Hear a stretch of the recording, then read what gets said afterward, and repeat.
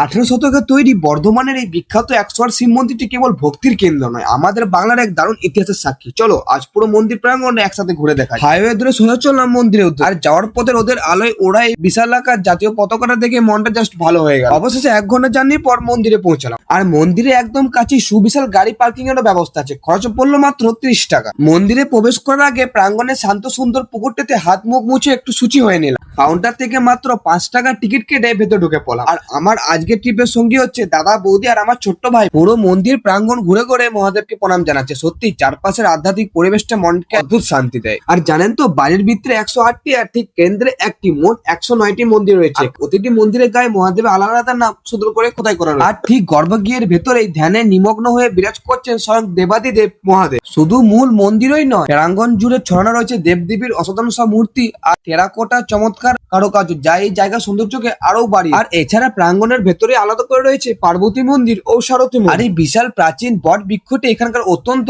পবিত্র এক জায়গা, যেখানে প্রতিদিন বহু ভক্ত মনস্কামনা জানিয়ে পুজো দেয়। আর চারপাশে সুন্দর সাজানো বাগান আর সবুজ পরিবেশ পরিবার নিয়ে সময় কাটানোর জন্য একদম পারফেক্ট। তো বন্ধুরা, তোমাদের এই ঐতিহাসিক 108 শিব মন্দিরটি কেমন লাগলো কমেন্টে জানিও। ভালো লাগলে লাইক আর চ্যানেলটা সাবস্ক্রাইব করে দাও। দেখা হচ্ছে পরের ব্লগে। টাটা।